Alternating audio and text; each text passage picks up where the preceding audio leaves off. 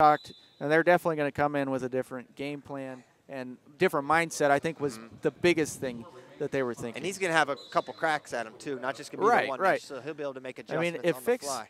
beats Micic, 2 out of 3 on top of beating him in Vegas, so they had beaten him 3 times in the last month. That's it's ridiculous. Man. Here we go, moving up. Brock, Zacherl, and Mitchell McKee. Nice. Oh, Zacherl comes right through with a double. He's in the blue, and he's going to get 2, I believe, on that. And trying to go to work on top. Mitchell McKee's last match with Cade Brock. I don't know you were over here. I don't know if you saw it, Richard, but it was unbelievable. What did he get? Head pinch, head pinch. And a bunch of 2s. And tech ball, Cade Brock in the first period. Zacherl just finished his redshirt year at Clarion at 141 all year long. Now he's cutting down to 60 kilograms. Got to figure that indicates 133 next year for Zacherl. He looks big. Excellent. Oh, he looks big. And this is going to be McKee is so versed in the international styles, but Zacherl going to be probably a little bit stronger, a little bit more athletic. He's got a lot more holds. And he's been going to this single leg all day, and it's been money for him. The outside single leg, anytime someone reaches up with their right hand, he's in on that single leg. So twice there we see McKee stop it with his head. Zacherl get to the leg, but has to retreat 2 in a row. So McKee makes some adjustments, maybe mid-match here. We're 1 minute down. Of course, the winner here is going to take on Oklahoma State's Gary Wayne Harding, who actually downed Mitchell McKee in a pretty exciting 60-kilogram front. Nice double leg, looking for 4. Wow, what's going on? I thought he was going to get 4, and then I thought he was at least going to give the push out. He gives up none of it, and Mitchell McKee somehow that's crazy hip strength. Well, and that's something else to consider. You can't just drive through like that when he's jacking up the double unders. I mean, did he feel in danger there? Yeah, so maybe a little caution there. That's a good point, Richard. I have those from time to time. Yeah, oh, come on now. Give yourself some more credit. And actually, now that you mention it, Cade Brock was in on a double, kind of similar position, and that's where he gave up the head pinch from when Brock was running a double. So maybe Zacherl had that tip or just felt he's looked a little uncomfortable in the freestyle, quote-unquote, positions today, but has been very solid with his takedowns. Yeah. McKee a hammer on top as well. He's got a lot of different turns, something that Zacherl will have to be wary of if he finds himself underneath. So far, he's really done a great job on his feet, firing off a variety of attacks here. A minute to go. And he fires off one there, nothing on it. Comes back with an underhook. Head position for Zacherl, who's trying to clear this underhook as McKee tried to go opposite side ankle pick, maybe knee pull. Doesn't get to it. 49 seconds to go, 50 seconds actually. And Mitchell McKee will go on the shot clock. He's got 30 seconds to score. Zacherl going to continue to look for his offense, but there's that front head pinch. This is where McKee is extremely dangerous. Zacherl got to be careful. And Zacherl's going to catch him. He's not going to give this up. That was tight, he's going to turn it into his own offense. But still being He's cautious. still trying. He's still trying.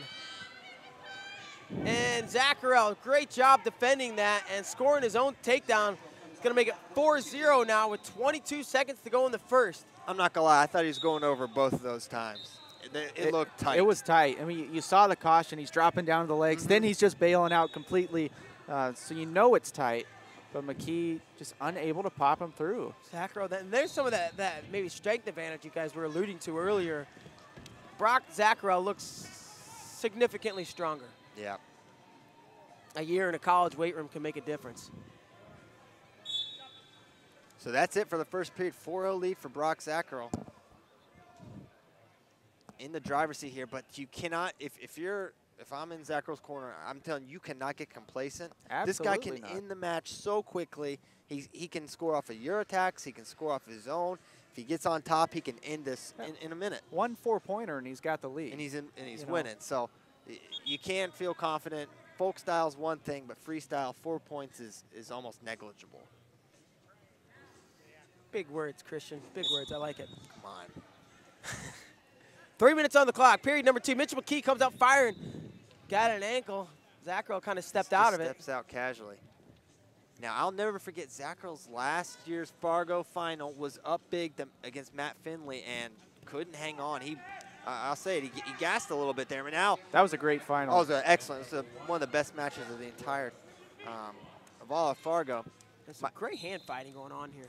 My point being, you got to be ready to go 6 minutes if you're Zacherl and McKee. Maybe that's in the back of his mind. I can maybe get this guy a little bit tired. and expose him towards the end. So far, Zacherl looking composed here. His motion appears to be the key right now. He's keeping McKee off balance. Zacherl picks up another single, has it in the air. Takes McKee towards the edge. McKee in a quad pod. Nothing yet. The foot's all the way out of bounds. They're going to try to score that takedown. 2 minutes to go. Be super impressed if he can. Yeah, holy smokes. Fend this Zacherl's off. struggling to get that. And it looked like the left knee may have touched, so and I think they saw it. They did. They wore the 2, 6-0. And McKee now goes down to his belly once he realizes the points have been confirmed and up on the board. And they'll put him back on the feet. Minute 44 to go in the bout. And Brock Zacherl in the driver's seat, cruising here with the 6-0 lead. Nice and shot. McKee finds his leg. Probably the first time he's been in deep on a leg in this match. He's to the corner, trying to shelf that. Zacherl defending with the whizzer. Back on the leg. McKee with it, tries a limp arm. Zacherl, I think, catches the limp arm. He jumps all the way over, tries to throw a leg, and Zacherl won't give it to him. Not only is he defending, he puts himself in the position to score. He needs to slip that leg out, circle behind, and Zacherl could tack on 2 more. Great defense from Zacherl. Oh, good job with the whizzer there. Put it back on the feet with 1:17 to go.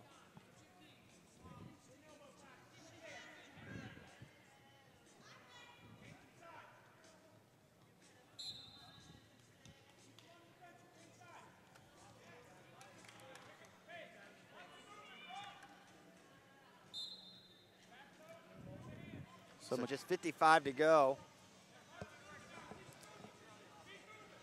At this point, it's big move time for McKee. We've seen him here before. We've seen him able to come back from a deficit like this before, but he really needs to get on top to have an opportunity for that. And I like that Zacherl's not really changing his approach here. He's trying to keep him off balance, as you alluded to earlier, with good motion, jab step fakes, keeping good lateral motion here. And just 30 seconds to go. McKee going misdirect, but Zacherl's ready and gets a drag go behind here. Now back to that quad pod position is Zacherl.